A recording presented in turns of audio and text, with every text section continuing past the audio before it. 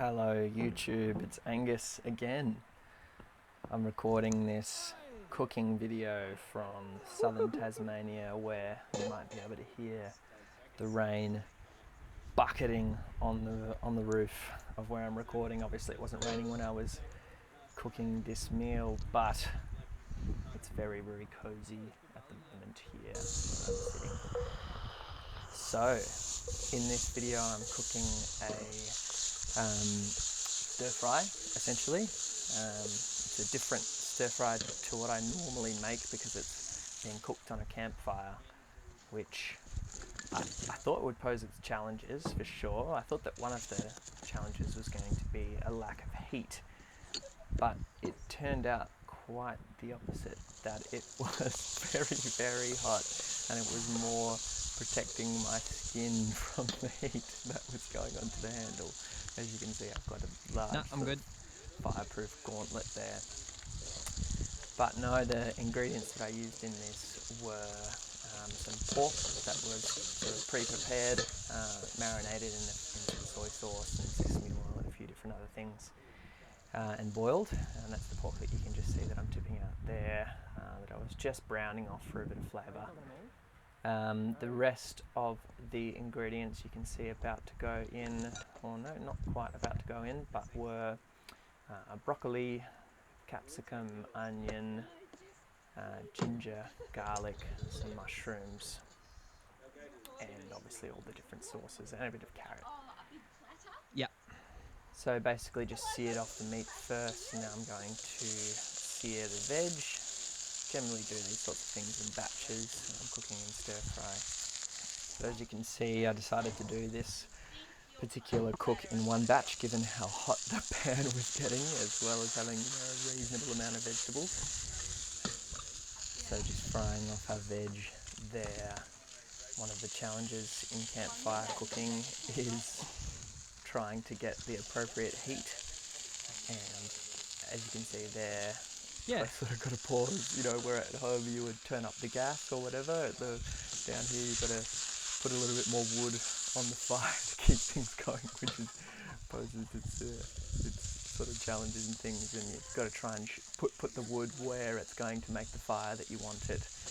Obviously you can move the pan around on top as well, is always an option. Oh! But yeah, I really like how this meal turned out. As you can see, I've just picked out a big knob of ginger that I forgot to cut up there. Things don't always go to plan, but tried to whip up and cut that bit of ginger up and get it back in as soon as I could. Fortunately, it's not one of those vegetables that is too bad when it's really, really raw. I'm going to put that back in there now. Perfect. So yeah, I really liked how this meal turned out. Definitely you get a smokiness and from the fire, and probably a little bit of ash as well sometimes goes into food, but you do what you can. But I think the star of this is the high heat, and I don't know if you can see the browning already getting on the vegetables there, but it was smelling and looking really, really, really good. So I guess the phases of this, and it's never too early or late to stop and pause and eat a little bit of the pork there. That was bloody good. Phases of this are going to be to do the vegetables and then rice, and then add it all together at the end. I've just added some galangal there, powdered galangal, which sort of has a gingery, turmeric-y type thing going on, and I've just found that it really goes well in stir fry. You could definitely use raw galangal for this as well, which would probably be even better, but the powdered galangal still has heaps of flavour, and it's really, really cheap, so I'd highly recommend it. So just searing the veg at the moment, and then we're going to get the rice in, then we're going to get everything back in at the end, and get all the sauces and things involved. So just adding a little bit more oil there. Veg was looking a little bit dry. Very good. Such a beautiful place to cook down here on Bruny Island. So much nature all around you, bird life particularly. Absolutely beautiful. And I don't know why I haven't thought to cook stir fry down here, but it, as I said, it has its challenges, but I'm definitely going to do it again. Looks as though I've just finished that first fry, perfect, so that'll sit there until it's ready to be combined at the end. It looks like we'll be getting some rice in next, just after a little bit more pepping up of the fire. Cooking rice in oil with stir fry is kind of a weird thing. I never know how much to actually cook it. You know, you can sort of taste it, and I guess you're going for a little bit of crispiness. Obviously you use day-old rice when you are cooking for a stir fry, or you know, rice at least that's gone cold and dried out a little bit, because you don't want as little moisture content as you can. Otherwise it tends to sort of go gluggy, and you know, when you're trying to separate it in the pan, it tends to, the rice grains themselves actually break, as opposed to sort of being driven apart by the oil. So that can often be a trouble that I run into, at least. But this rice was perfect, beautiful and dry, and worked out really nicely. I'm just going to give it a little bit of a toss there, see where the clumped bits are. That was, there goes a nice bit on the ground. That's some food for the wallabies later. But yeah, you just got to separate that rice out with the back end of a spoon. I find to be the best thing. Once that's been the case, let the oil get all through the rice, and it sort of helps to separate the grains. Giving that a nice toss, and I'll let that fry for a little bit. So soon here we'll be getting everything else back in to do the final combine at the end.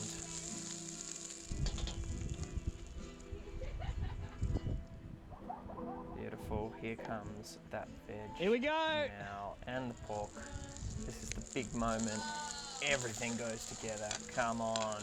All these parts that have been separate until now, finally married in the pan, and it is going to be good. And this is a very important toss here. All right, there's going to be a big toss. Right. Deep breath, big toss. Oh, I lost a bit of pork there. That's One bit of pork, sometimes. There my it bad. Is. The wallabies are going to be feasting tonight Woo-hoo! on a delicious This looks meal fucking of rice awesome. and pork. Beautiful. And I guess, you know, it's difficult to know if you've got the ratios of the rice, meat and veg together until you sort of all see it together in the wok, but for my eye that looks pretty good. There's a good variation of colour, not too much white, not too much colour, and they're looking very happy together in the pan. So, I mean, yeah, you can, in terms of how long to cook everything together, I sort of just do it a little bit by feel and how it feels and looks in the pan. Oh. Generally, the thing that needs to cook the most is the larger veg that you put in there, broccoli or carrot, and that broccoli starting to look nice and just soft, browned on the edges, and I know that it's going to be crunchy and delicious. So, here comes the fun part. So adding a little bit of oil to the pan, and that's going to help to fry the sauces that I'm about to put in. So we've got dark soy sauce, light soy sauce, and sesame oil in my hands there. So I'm going to put some sesame oil in now. Again, something for the soy sauce to fry into. As you can see, the fire on the left-hand side of the screen there is really heating up that part of the pan. You can see that soy sauce absolutely sear when it hits the pan, and that is going to give us bucket loads of flavour. That seared soy sauce is an incredible addition, and one of the advantages of the wok that you don't get with other fry pans when you're making stir fries. An incredible smell. And again, so we're going to now add some white pepper after some MSG. So a few pinches of MSG there really to heighten everything. Obviously the soy sauce and whatnot has a fair bit of MSG in it, but it's always good to have more. That's white pepper there. Really important ingredient I've found in stir fries. It really adds that extra layer of background that I don't think can be emulated by anything. And then that last one was oyster sauce. So going to combine all that together and see how it's looking. The dark soy sauce gives an incredible colour to the stir fry there, and we're going to give that a taste. And that is looking and tasting incredible. Is everything ready to go? I think it is. Time to plate up. Beautiful looking stir fry coming out on the plate there. And I can tell you that it tasted delicious as well. I like to add a little bit of lemon juice or lime juice if I have it to the end. But otherwise, it's time to eat. Thanks for watching the video. Really enjoyed making the food and editing the video together. There'll be plenty more videos like this to come.